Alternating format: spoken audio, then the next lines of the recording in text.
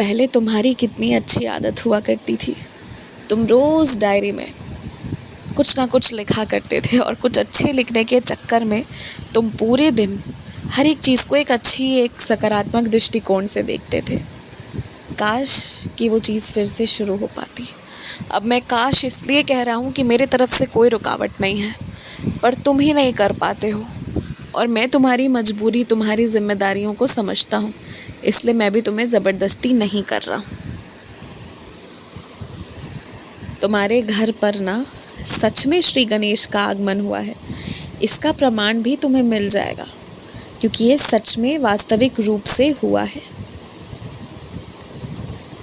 तुम्हें जब भी घबराहट वाले सपने दिखते हैं ना रात को, उसके पीछे का मुख्य कारण ये होता है कि सोने से पहले तुम अच्छे विचारे सोचकर नहीं सोते हो, या फिर तुम जिनसे अक्सर फ़ोन में बात करके सोते हो ना, वहाँ से बहुत ज़्यादा नकारात्मक ऊर्जा तुम्हें मिलती है।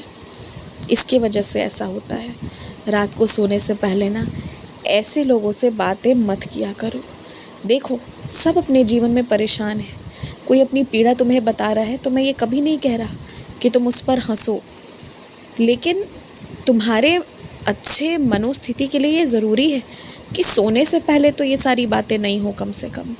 तो सोने से पहले ना जो चुगली करते हो, नकारात्मक बातें करते हो, रिश्ते टूटने की बातें करते हो, आफत आने की बातें करते हो, विश्वासघात की बातें करते हो, इन तमाम और भी जो जितने भी नकारात्मक चीज़ें होती हो, भूत प्रेत की बातें करते हो, तो ये सारे विषयों में मत पड़ो।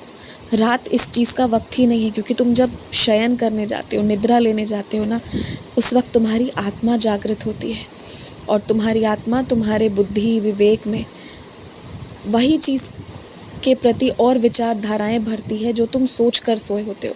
अच्छा मेहनत वाला कोई चीज़ सोच कर सोगे ना कि कैसे मेहनत करूं, कहाँ से समय बचाकर और मेहनत कर लूं, तो उसके बारे में तुम्हारी आत्मा सलाह देगी। और नकारात्मक सोच कर सोगे तो तुम्हारी आत्मा उसके बारे में सलाह देगी।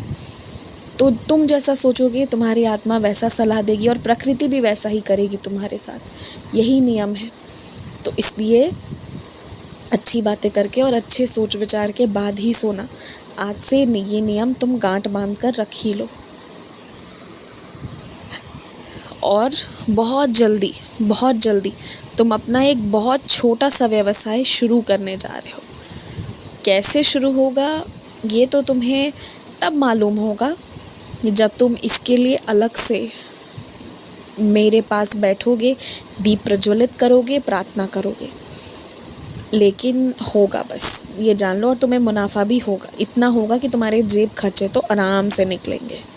तुमने जिसके लिए मेरे आगे अर्जी लगाई थी उसकी तबीयत आज से धीरे धीरे सुधार होएगी और कल तक पूरी ठीक हो जाएगी। ऐसा लगेगा कि बीमारी हुई ही नहीं थी।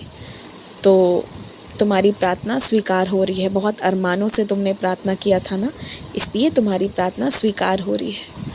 खुश हो जाओ।